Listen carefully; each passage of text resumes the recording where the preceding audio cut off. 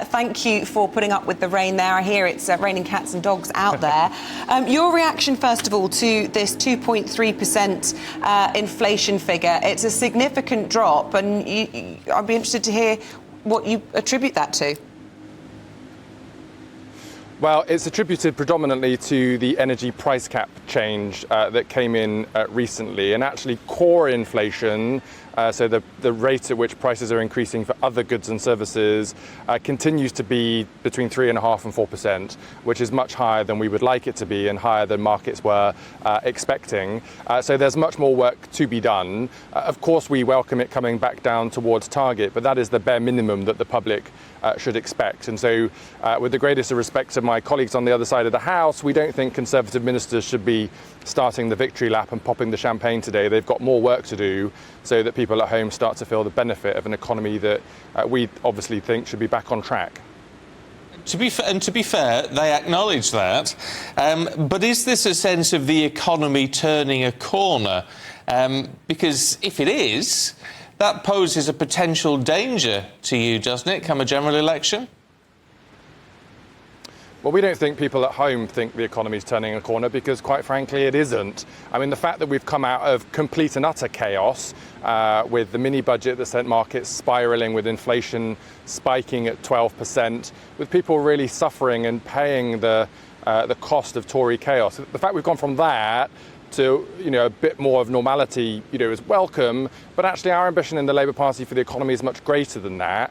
We don't just need to be into a period of bumping along the bottom. We need to get the economy growing and back on track so that people's pay is increasing, so that they have some spare money at the end of each month because the cost of living crisis is tackled, and people have some hope once again in the future of the British economy.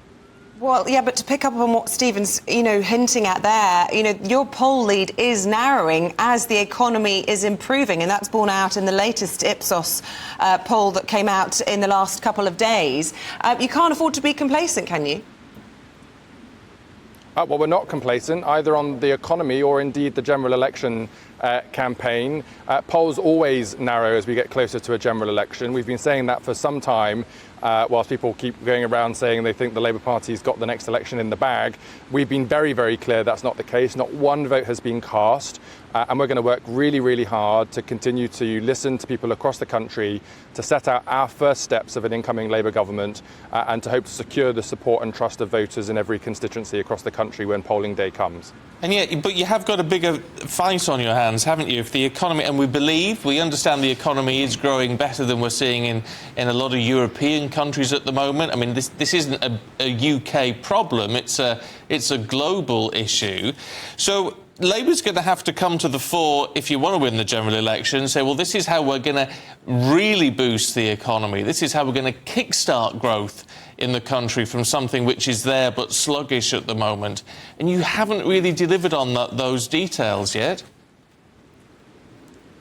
No, I think we have. I mean, I think was it last week or the week before, we set out our first 6 steps that a Labour government would take to turn the country around, and all of them will help on the economic growth mission. So the first, of course, is that we need to bring stability back to the economy after years of chaos that costs us all from the Conservatives. That clearing the backlog in the NHS is important in itself, but it also means that people who are out of work, either because of mental health challenges or musculoskeletal problems, will be fit and able to get back to work. We want to hire more teachers for our schools so that young people are coming out of school able to take the jobs that are available. And I can keep going through the other 3 if you wish me to do so. No, we don't, because it's all well and good, and those pledges... I got that impression. Those pledges are fine. They say what you would want to do. What I'm saying is we don't know how you're going to do it. Oh, no, we've set that out too. I mean, this is the reason there's 6 steps, because they are 6 practical steps for delivering on our bigger missions for the country. And all of them are fully funded and fully costed, and they set out clearly about how we will go about delivering them straight away if we're elected into government later this year.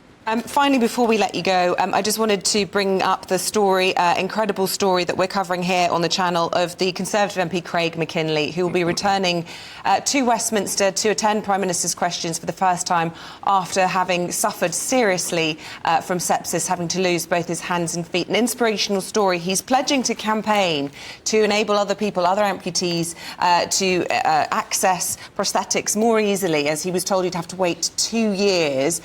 Your thoughts about that? I mean, it's a remarkable story, and when I heard Craig's interview last night on the TV, I was just amazed by his the positivity that he's bringing back to Parliament, wanting to be the first bionic MP in the House of Commons. He's been through a heartbreaking trauma, but it's great to see him back in the House of Commons today and wanting to be able to get on with his job, even though he suffered those horrible consequences.